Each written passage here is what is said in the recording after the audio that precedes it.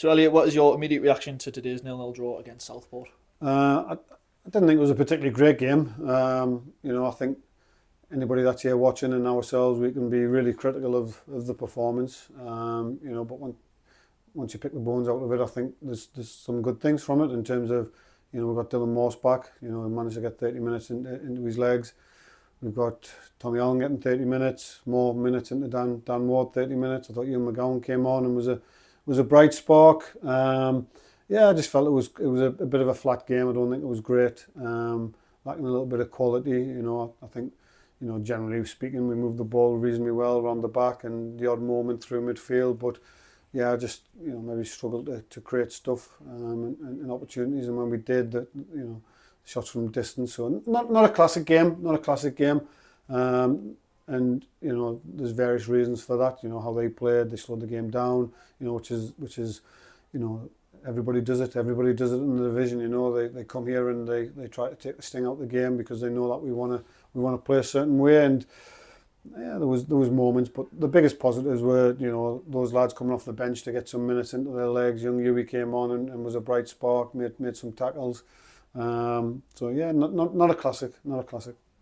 And going into the second half with the score being level, what was the message at half time? The message at half time was we changed shape. We went back to the familiar diamond that we've played quite a lot of.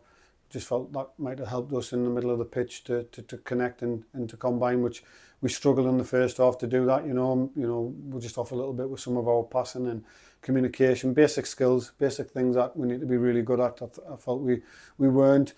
So the message was, tidy that up, tidy up your quality, tidy up your passing, make sure you're talking to each other, be brave, make a decision, live and die by the decision that you make. There was a few occasions where, it just sent a little bit of uncertainty through the team with, is it my ball, is it his ball, and it caused a few issues. But, I didn't think that happened too much in the second half. But yeah, a game lacking quality. But the main thing was second half, we just wanted to, try to increase the tempo and look after the ball a little bit better and make sure that we make good decisions when we have it and when we don't have the ball. And you've touched on it yourself with Dylan Morse and Tom Allen back in training, back in the squad today. Do you think they had a positive impact when they come on? Yeah, I think when you're missing players like Dylan and Tom, like we have for the period of time they've been out, it's not easy. The two of them very professional with what they've done behind the scenes in terms of their rehab work with Andy. It's been fantastic. Tommy obviously has been back to Gateshead doing it with Gateshead.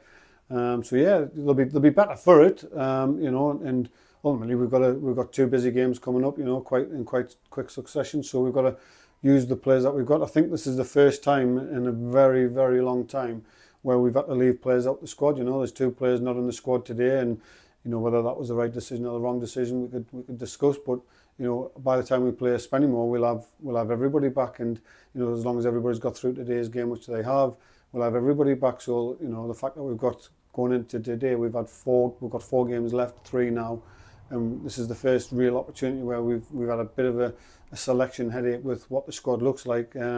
Just tells you a bit of the story and the picture of what the season's been like. We've had to leave players out where in previous weeks we're relying on some of the academy players to step up and for them to get an opportunity which they've done smashing with. And I'm not being disrespectful to them. That's a big learning curve for them, but I'd rather be in the position that we're in here now where we've got a headache with the players that are available.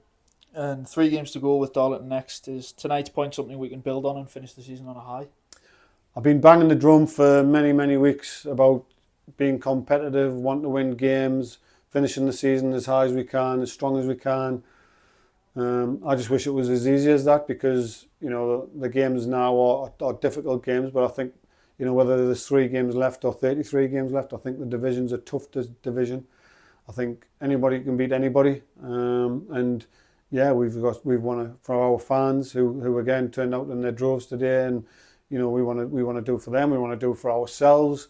We want to be as competitive, and we want to win as many games as we can. I don't think that's changed. I just think the circumstances that we've been in with missing key players, missing players that would start regular, I think has been a big blow to us, and it's hindered our progression. But I'm not here moaning about it. It's football, and it's give other lads an opportunity, and it's helped us and myself make decisions on can this youngster handle it, or can that player do this, and can he do that? And You know, so I think it's easy just to be really critical and really negative about anything that goes on, and I always, you know, I'm aware of that, and I'm a big believer in reviewing that. But ultimately, the positive stuff that comes out of the games, you know, it might be a positive decision on, you know, can that player handle this level? Can that player be somebody for the part of the squad for the future? Is it right for this player to start? Is it right for this player to do that? You know, the fact that these lads got on and had 30 minutes today, I think, is a real plus. So, you know, we can be doom and gloom, but ultimately the reality is, yeah, you know, we've let ourselves down over the course of the season, but we've got 3 games left where we want to be as strong and as competitive as we can be.